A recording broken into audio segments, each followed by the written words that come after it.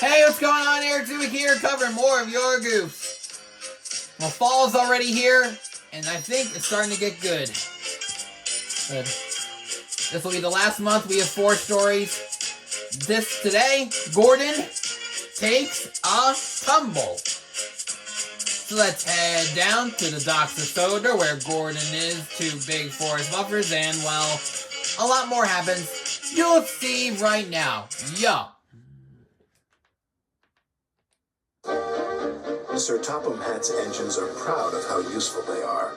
It makes them feel important, but none of them feels more useless than Clarabelle facing the wrong way, obviously.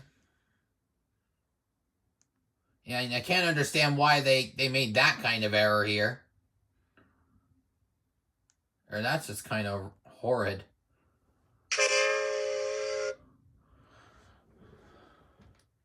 important than somebody who has crooked buffers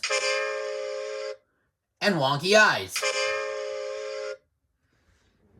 And by the way, pay attention, because those people are next to Gordon. Gordon. But now there's cars.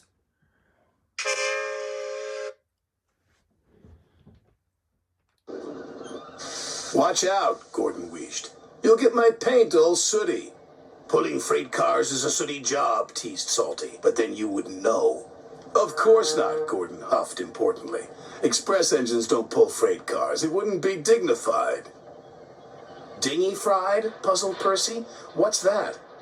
Dignified, Gordon corrected. It means that someone's too big for his buffers. Not like in this earthquake.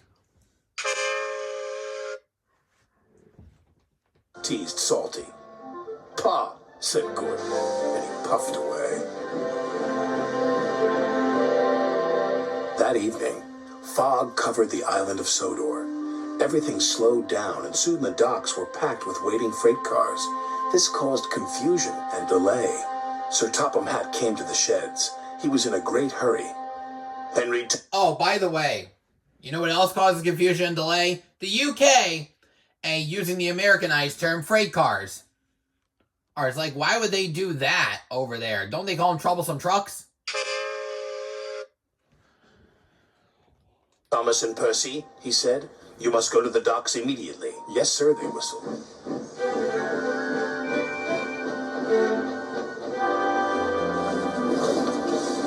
Then Sir Topham Hatt turned to the big blue engine. You too, Gordon, he said. I need a big engine to take the freight cars where they won't be in the way. Freight cars, huffed Gordon. He could not believe what he had heard. Gordon wasn't happy to be pulling freight cars. He waited impatiently while they were shunted into place. Hurry up, chuffed Gordon crossly. Why the rush, Gordon? Asked Thomas. If I must pull freight cars, then I'll show Salty how an express engine pulls freight cars, Gordon huffed. Careful, Captain, Salty tooted. You don't want to get too big for your buffers. But Gordon ignored Salty. By the way, he has a lamp. The next morning, Gordon raced along with his heavy load. Now this is how you pull freight cars, he puffed. And this is how you lose a lamp. And by changing of the sky, of course. And by the way, I should also point something else out. The last van on Gordon and Strain, and it was a black Ner van, but on the main line and branch line, the van is actually a dark gray Great Western Railway ventilated van. And weird enough.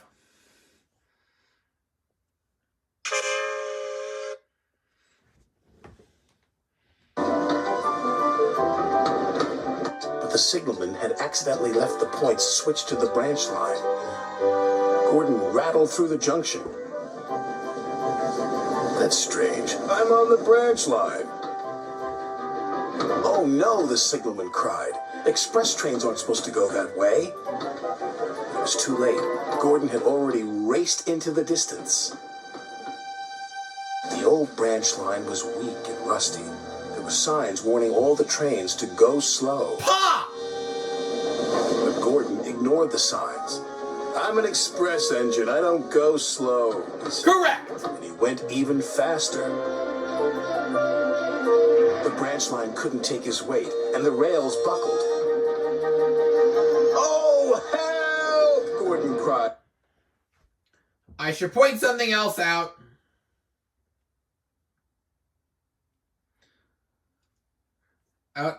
In the widescreen version of this, when Gordon begins to derail, the last van was actually a Linton and Barnstable Railway van, but later the van would be a brown liner 12-ton van. How do these people know this? Who's well educated in steam, whatever? Or I don't understand that.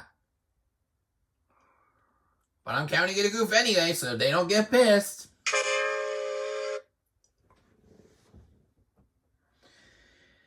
Anyway, here's where the final sets of goofs really start to get going. As he slid off the tracks, You see the ground bouncing up and down, obviously.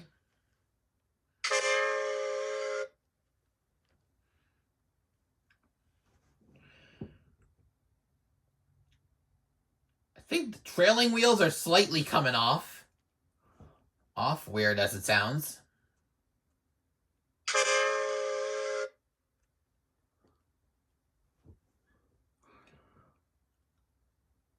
The trucks tumble down the slope differently in certain shots.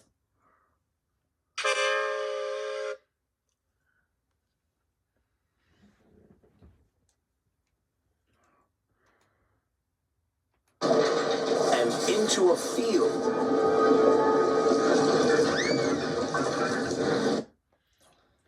In the widescreen version of this, I think Butch would be seen on the top left corner, but would later be seen near a pile of mulch.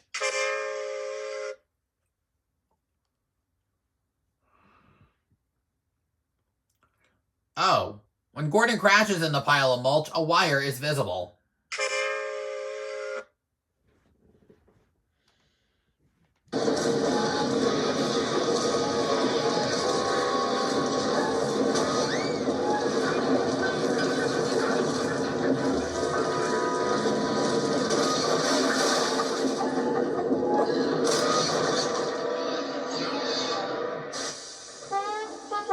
No one was hurt, but poor Gordon felt very undignified. What will Sir Topham Hatt say? He groaned. He found out soon enough. Well, Gordon, said Sir Topham Hatt, you wanted to show Salty a thing or two, and you've certainly done that. You've shown him how silly it is to ignore go slow signs. Sorry, Screw that! sir, said Gordon, and he let out a sad wheesh of steam. I don't care what the fat says, because I know two speeds. Fast and even faster. And that's the main reason why I loved Gordon as a child. Gordon was soon repaired and back at the docks ready for work, but he was very unhappy with himself. Everyone makes mistakes, said Thomas. Even you. Salty's sorry he teased you, puffed James. And I'm sorry I was too big for my buffers, chuffed Gordon. And all the engines gave a jolly toot. Even Gordon. Not liking that earthquake in the end. And very weird enough. I thought we were done with the goose, but not. And that's the end. Now it's the end of the story. If I miss any goofs, leave a comment down below. Don't forget to like the video if you enjoyed. Don't forget to subscribe if you haven't done so already. And turn on all post notifications so you will not miss a single upload. This has been Eric Zwick signing off for now. Catch you guys at the next station. All aboard!